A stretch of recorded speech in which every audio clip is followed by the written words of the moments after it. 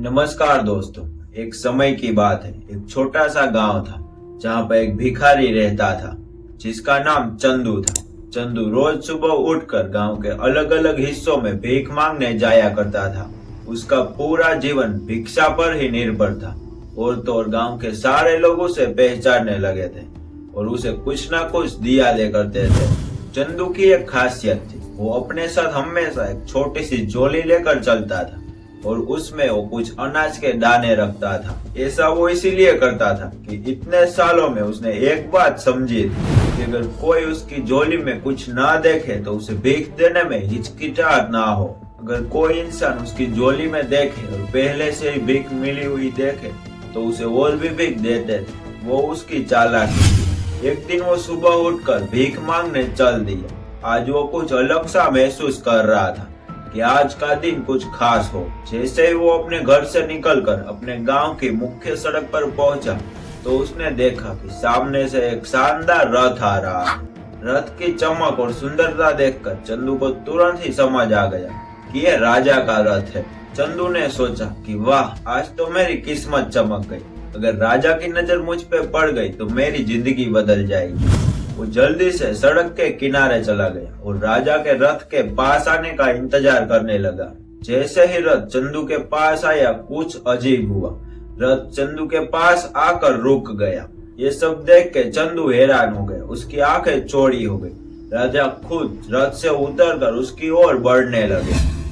उसकी कल्पनाएं और भी ज्यादा तेज हो गई। उसने सोचा कि अरे, आज तो मैं राजा से कुछ मांगने जा रहा हूँ। शायद वो मुझे ढेर सारा सोना चांदी या और भी ज्यादा कीमती चीज दे देगा। लेकिन तभी एक और चमत्कार हुआ। राजा ने खुद अपनी झोली चंदू के सामने फैलाई। ये सब देख के चंदू की आंखें फटी की फटी रह गई। उसने सोचा कि ये कैसा राजा है, मुझसे भीख मांग रहा है। और राजा ने विनम्रता से कहा, भाई मुझ पे कुछ दया करो, मुझे कुछ भिक्षा दे दो। चंदू को इस बात पे विश्वास नहीं हो रहा। उल्टा उसने सोचा कि राजा मुझसे भीख मांग रहा है। लेकिन तभी राजा ने उसकी ओर देखकर बोला कि ये मेरे लिए बहुत ही ज्यादा महत्वपूर्ण है। हमारे राज्य पर एक बहुत बड़ा संकट आने वाला है।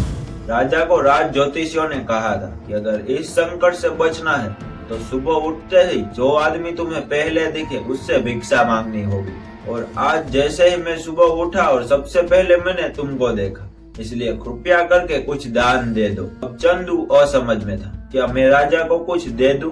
लेकिन उसने यह भी सोचा कि मैं भी खुद एक भिखारी हूँ, मेरे पास कुछ खास नहीं है। अगर मैंने राजा को कुछ दे दिया तो मेरे पास क्या बचेगा? काफी सोच विचार के बाद उसने अपनी झोली से एक छोटा सा अनाज का दाना निकाला और राजा की झोली में डाल दिया। राजा ने मुस्कुराते हुए अपना सिर झुकाया और अपनी झोली बंद कर ली।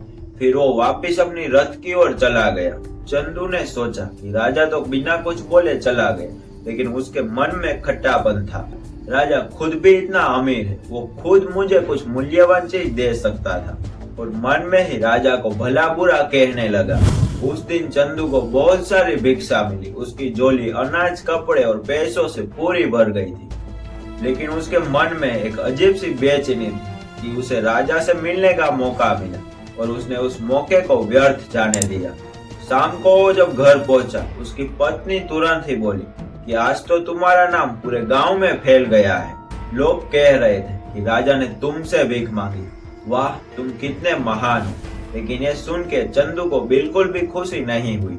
वो गुस्से में अपनी पत्नी को बोला, तुम्हें क्या पता राजा ने मुझसे भीख मांगी थी? भला मैं राजा को क्या भीख दे सकता?